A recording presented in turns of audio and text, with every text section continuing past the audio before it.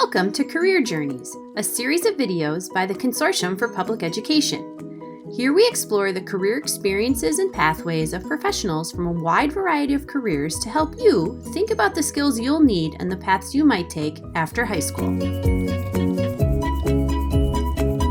Hi, I'm Debbie Pixton with the Consortium for Public Education. Today I'm interviewing Alyssa Lyon, the Sustainable Communities Director at Green Building Alliance. Thank you for joining us, Alyssa. Thanks for having me. I'm so excited to be here, Debbie. Alyssa, tell me about Green Building Alliance and your role there. What do you do as the Sustainable Communities Director?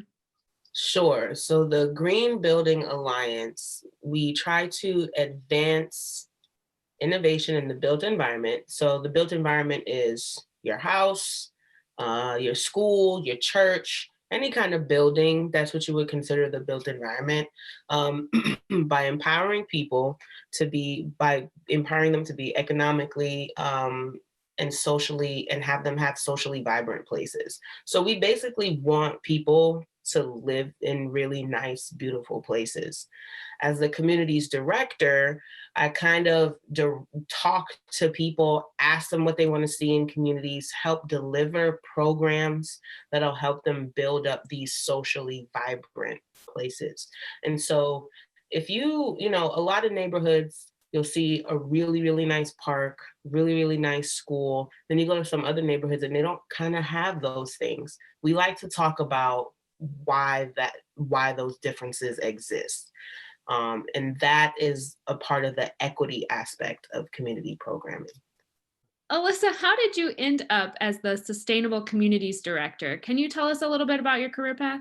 I graduated from the University of Pittsburgh.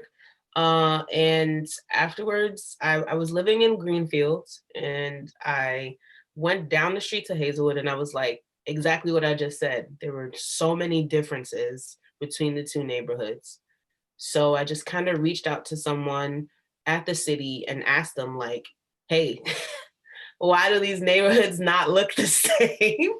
And someone gave me an internship and was like, come be a community organizer, and I will throw you into places and have you go to community meetings if you're curious about this. And so I just started talking to people, a lot of community-based organizations.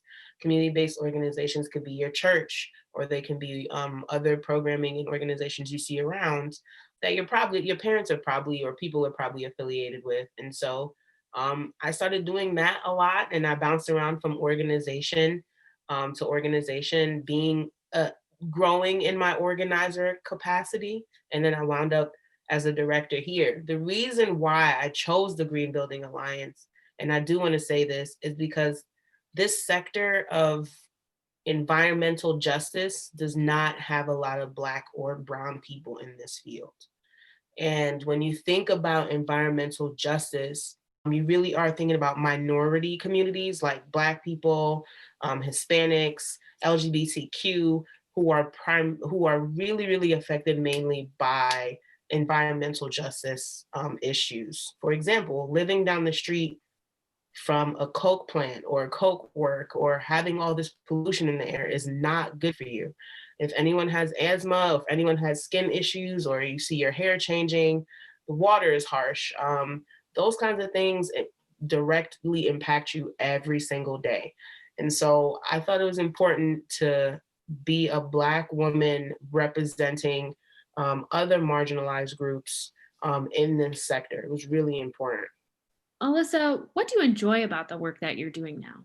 I still enjoy talking to people. We get to talk to them about their communities. We get to connect them to resources. And it's so cool to talk about the different parts of a neighborhood. And once again, talk about why different parts of neighborhoods exist, and understand that history and policy, and your mayor and your council people and your policymakers have a really large role in the way you live your life. Understanding that some folks don't have a car, they have to hop on a bus. Some folks, don't have a great paying job. And how do we make life easier for those people? I find that also a 9-to-5 job is not for me. Sitting behind a desk all day, typing at my computer is not for me. So a lot of days I'm out, I'm running to meetings, I'm sitting in community meetings. I'm having meetings in the mayor's office. Just a lot of connecting with a lot of different sectors and people is really invigorating. What are some skills that make you particularly good at this work? I think I'm likable. I did go to school for communications at the University of Pittsburgh, and I thought that was really helpful. I really took to that class for whatever reason, and all the classes in communications, body language, how to talk to folks.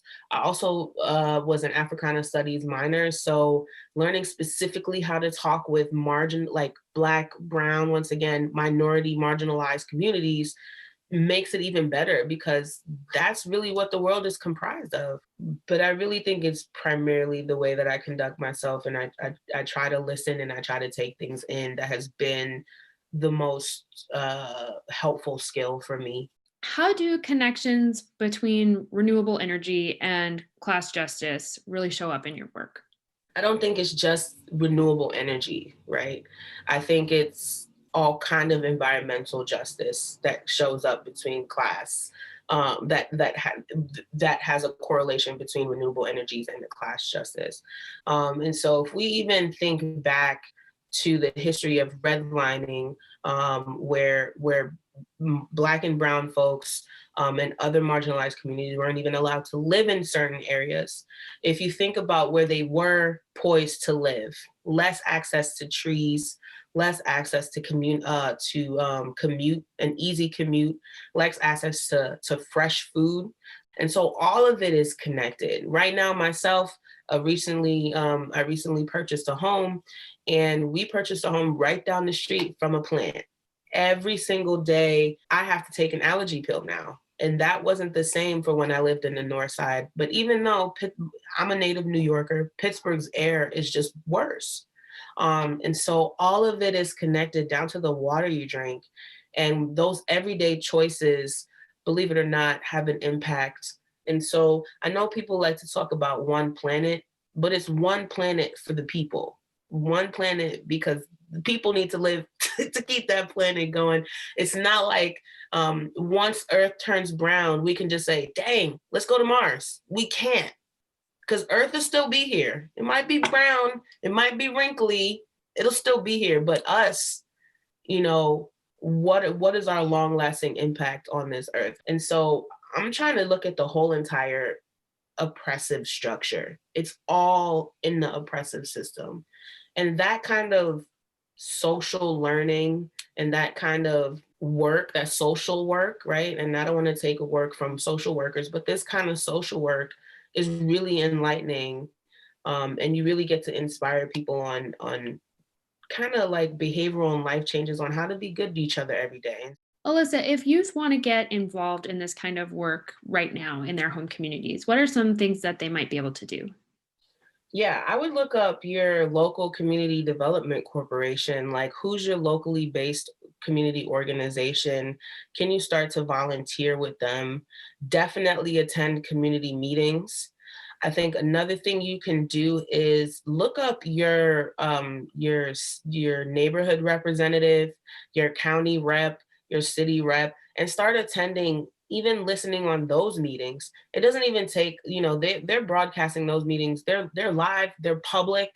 I know that they're inconveniencing for the everyday folk because they do happen, let's say 11 o'clock in the morning when you're at work. But that's the best way to get involved, is to like learn and keep your ear on the street. There are some prominent political leaders like Councilperson Olivia Bennett from Pittsburgh and President Barack Obama, who have started out exactly where I am, as a community organizer. Think about that. They didn't think they were going to end up in politics, probably not. But it makes sense because they know people and they know communities. And so you have people like Stacey Abrams in Atlanta organizing people to make a change. What's one piece of advice you would give to anyone aspiring to work in your field? I think keep an open mind. When I started organizing, It was very simple. I didn't think I was going to last in it long, and it kind of led me to different opportunities. And the reason why I got better is because I was, once again, building relationships. And I know we hear a lot of older folks say, it's not what you know, it's who you know. It's kind of true for the most part. It's kind of true for the most part. Because I went to Pitt and I went to CMU, and still a lot of my connections have come from the relationships I've built with folks. And so when I started as an intern at the Urban Redevelopment Authority, I didn't think I would end up as a communities director at the Green Building Alliance. But that's because I was always interested in how is that affecting the people I enjoy the most. And I think another way, just to go back and say for folks who want to get involved, the Green Building Alliance does have a Green Healthy Schools Academy. We also even did have an emerging youth program. So there are some components of youth programming that we do have here. In our communities program last year, we did do a summer learn and earn program with our climate change, health, and equity, where we paid students to be involved. And so, volunteerism doesn't have to be the end all be all. There are some places that you can get paid to kind of hone in on your passion. So I think you keep an open mind. You never know. It's not, when you think of environmental justice, don't think about just trees and good air and good water. Think about who's drinking the bad water, who's inhaling the bad air, who's, suffering from the things. And that will put a different perspective on why you do the work. Alyssa, this has been really wonderful. Thank you so much for sharing your thoughts and experiences with us today. No, Debbie, you're the true champion. Thank you. For more information or to learn about other careers in the Career Journey series, visit our website and check back soon for our next installment. Thanks!